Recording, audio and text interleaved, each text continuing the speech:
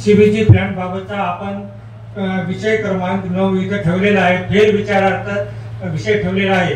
पण या CBG plan बाबत आपण यापूर्वीच 1 वर्षापूर्वी उन्हाळ्यामध्ये मागच्या वर्षीच माननीय अशोकराव चव्हाण यांच्या हस्ते भूमिपूजन केलं, पण आपलं त्याला मान्यता घ्यायची राहिली होती जीबी मध्ये आणि बोर्डामध्ये, म्हणून पुन्हा तुम्ही गेल्या वर्षी सर्व विचार करून सर्व अभ्यास करून नव्या विषयावर बोला ना, ते काय काढायला लागले मागचं? नाही तेच आहे ना, तेच बोललो। सीबीजी नव्या पद्धतीने करायचा का नाही करायचा एवढा वार्षिक सोबत एवढे प्रश्न आहे, तुम्ही सांगा। अभ्यास केला होता, कमी शब्दात आपलं म्हणणं मांडता आलं पाहिजे। म्हणणं असं आहे की तुम्ही आता अभ्यास सर्व केलेला आहे, म्हणून पुन्हा फेरविचारार्थ आमच्या समोर ठेवलेला आहे।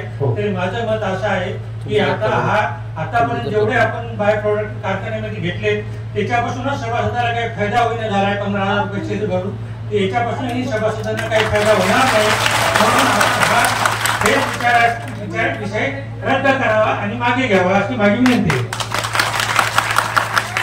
आहे। सांगा बरं आकडा। नाही, चर्चा ही दर्जेदार झाली पाहिजे। हा कारखाना 10,000 सभासदाचा कारखाना आहे, दांडेगावकरचा नाही, सुनील कदमचा नाही। उगा आगाऊ पसारा नाही मांडायचा, विषयापुरतं बोलायचं। 4 बाय प्रोडक्ट आहे, त्याच्यामधून सगळं आतापर्यंत 40 कोटीचा नफा झालेला आहे। काय बॅलन्स शीट कळाली तुम्हाला? मग नफा तोटा पत्रक कळलं, साखर ऐका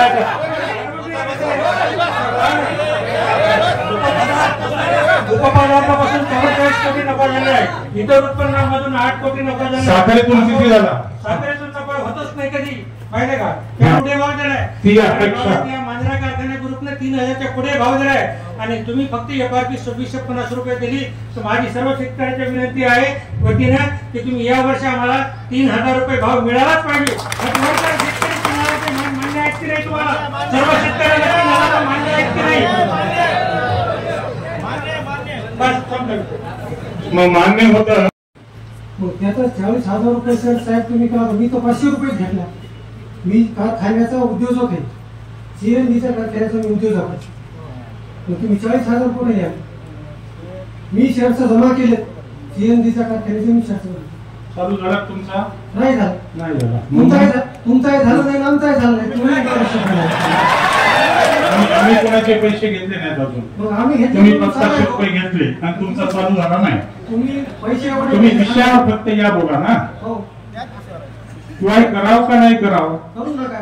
तुम्हाला करायचं आहे परवा तुम्ही कारखान्याच्या बाहेर कुठे करा, पण या कारखान्याला ऊसाचा कारखाना आहे, ऊसच गाव प्रस्ताव ऐकलं तुमचं, ऐकलं मी प्रस्ताव कारखान्यावर करूच नका।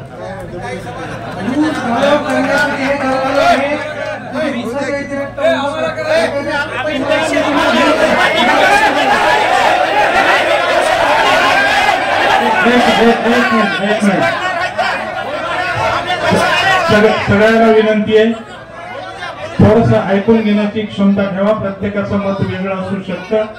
प्लीज जरा जे बोलतायत ऐकून घ्या।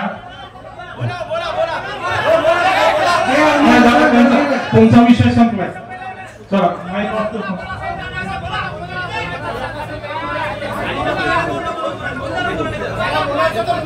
युनिट मधून कुठल्याही शेतकऱ्याला आतापर्यंत काहीही फायदा झालेला नाही, म्हणून आता जसे शेतकरी सांगत आहेत हे सीबीजीचा प्रॉडक्ट किंवा बाय प्रॉडक्ट आहे सुरू करण्यात येऊ नये अशी मी सभासद म्हणून आपल्याला विनंती करतो। आपल्या बरोबरीचा कारखाना होता, पण आज त्या कारखान्यावर वेळ अशी आली की कर्ज फेडण्यासाठी त्यांना 150 कोटी कर्ज घ्यावं लागेल। आपल्या बाजूला टोकाई आहे, 5 वर्षात बंद पडलाय। बराय मेहरबानी, कारखाना लोकांनी या संचालक मंडळाकडे विश्वासानं दिलेला आहे, फक्त या ठराव आणि विषयापुरतं बोला। 3 आणि 3,500 तुम्ही द्यायचं होतं निवडून येऊन, कशामुळे असे काही विषय काढता बरं? सभेचं गांभीर्य राहत नाही। आम्हाला 27,500 लोक जे पुढच्या वेळी देतील हाताकडून 3,000 वाला देतील, फक्त या विषयापुरतं बोलायची विनंती करतो। पण नोटीसी सोबत आम्हाला जर वार्षिक अहवाल दिला तर याचा घरी अभ्यास करता येईल।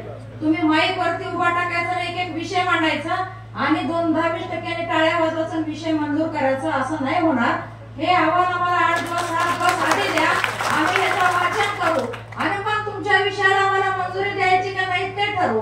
राहिला प्रश्न दुसरा, आता विषय क्रमांक 3 वाचून तुम्ही मंजुरी घेत असताना एक वयोवृद्ध उठले आणि त्यांनी त्यांच्या विषयावर तुमच्या त्या विषयावर बोलू लागले.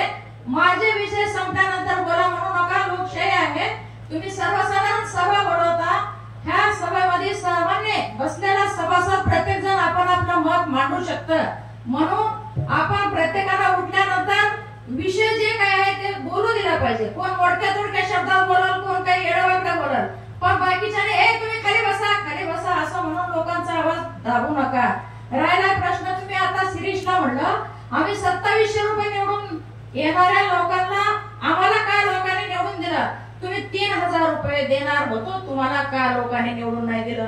साहेब, लोकशाही आहे. आज लोक तुम्हाला निवडून दिले. 40 वर्षापासून तुम्ही सत्ता बघताय. आज परवाच्या पेपरला बातमी आहे माळेगावचा कारखाने शाही खेड्याचा दत्तपाचा 3600 रुपये भाव त्याने दिला.